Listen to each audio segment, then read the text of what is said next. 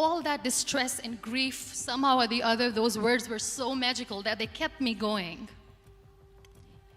I was trying to put that smile on my face all the time, was hiding. It was so hard to hide the pain, which was there. But all I knew was that if I will give up, my mother and my brothers will give up too. I cannot see them crying with me. So what kept me going was, one day I asked my brothers, I know I have a deformed hand, but I'm tired of looking at these white walls in the hospital and wearing these white scrubs. I'm getting tired of this. I want to add more colors to my life. I want to do something.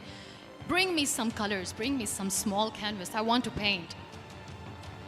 So the very first painting I made was on my deathbed, where I painted for the very first time. It was not just an art piece or just my passion. It was my therapy. What an amazing therapy it was. Without uttering a single word, I could paint my heart out. I could share my story. People used to come and say, what lovely painting, so much color. Nobody could see the grief in it. Only I could. So that's how I spent 2.5 months in my hospital, crying, never complaining or whining, but painting. And then I was discharged, and I went back home.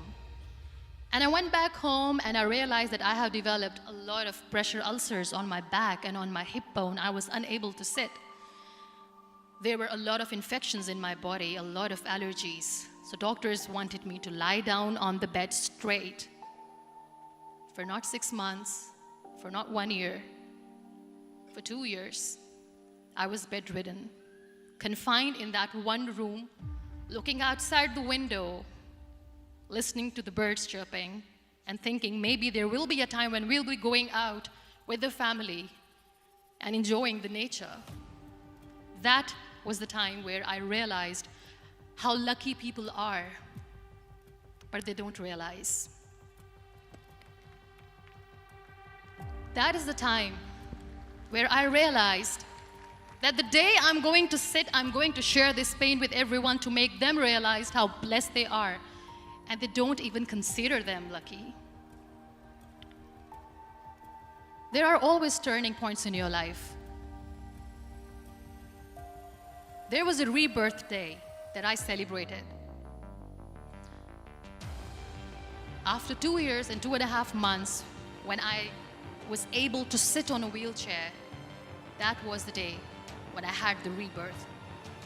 I was a completely different person. I still remember the day I sat on the wheelchair for the first time, knowing that I'm never going to leave this, knowing that I won't be able to walk for the rest of my life.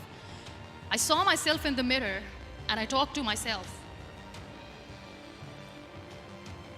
And I still remember what I said. I cannot wait for a miracle to come and make me walk. I cannot sit in the corner of the room crying, cribbing, and begging for mercy because nobody has time. So I have to accept myself the way I am. The sooner the better. So I applied the lip color for the first time.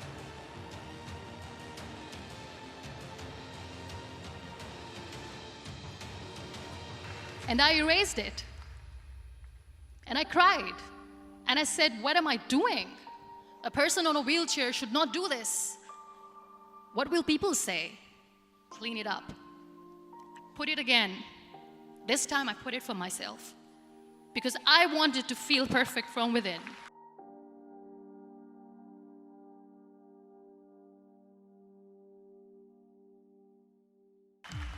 And that day I decided that I'm going to live life for myself. I am not going to be that perfect person for someone. I am just going to take this moment and I will make it perfect for myself. And you know how it all began? That day I decided that I'm going to fight my fears. We all have fears. Fear of unknown, fear of known, fear of losing people, fear of losing health, money. We want to excel in career, we want to become famous, we want to get money. We are scared all the time. So I wrote down one by one all those fears. And I decided that I'm going to overcome these fears one at a time. You know what was my biggest fear? Divorce. I couldn't stand this word. I was trying to cling on to this person who didn't want me anymore, but I said, no, I have to make it work.